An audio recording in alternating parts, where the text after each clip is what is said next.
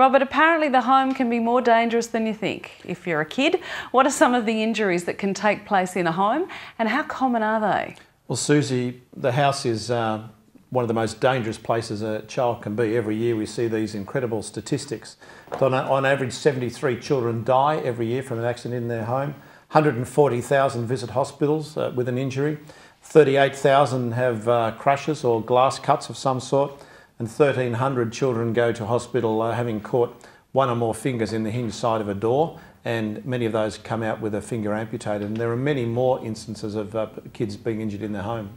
But Robert, it's not just the parents that need to be aware of this. Surely architects, designers and builders need to consider safety around the house. Do they really?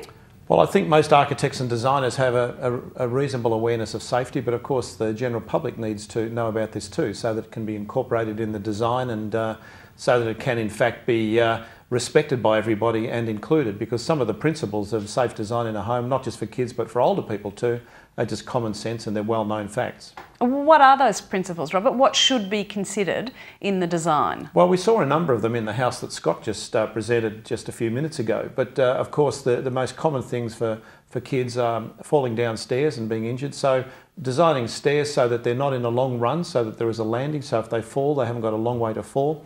Having soft surfaces ideally on stairs and on floors. Being careful about where there is glass in homes. Most people aren't aware that before probably the 1980s most houses don't have safety glass and they had very thin glass, so kids running into for example windows can be very badly injured, or even in the furniture in a home. Things like dresser units that might have glass fronts on them are usually not safety glass, and they're all dangerous. Well, so much of the modern furniture does have glass in them. I mean, it looks lovely, but you're right. Unless you really know what to look out for, it can be quite dangerous. So what's the role of KidSafe in this area, Robert? Well, KidSafe exists right throughout Australia. It's also known as the Child Accident Prevention Foundation of Australia. And basically its role is to prevent or to minimise unintentional injury to children.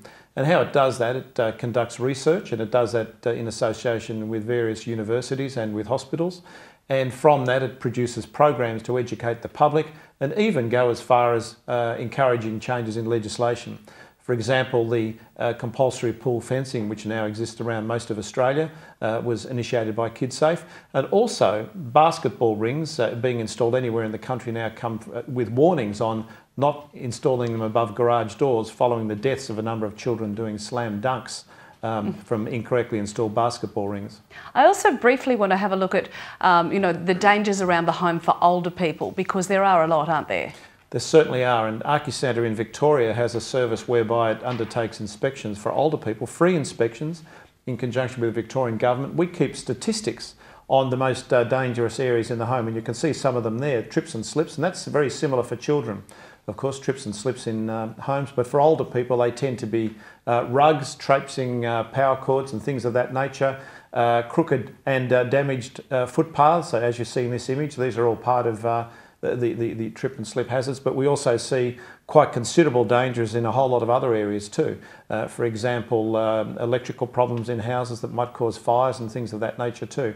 Electrical problems are a big issue in many homes of older people. As I believe are the unscrupulous people, tradespeople, that tend to take advantage of older people. Well, what can be done to help somebody in that situation? Well, you are right, Susie, that it is unfortunate there is a small number of tradespeople that prey on the elderly, and they'll often advise people or recommend that people have repair work and maintenance work done on their homes that they don't need doing. We've seen people spending $10,000, $15,000 on roof repairs that wasn't needed.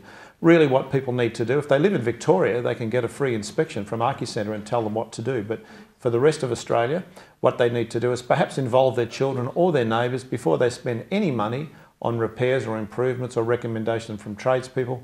Get another opinion from members of your family or from somebody who knows. Great. Thanks, Robert. That's wonderful information.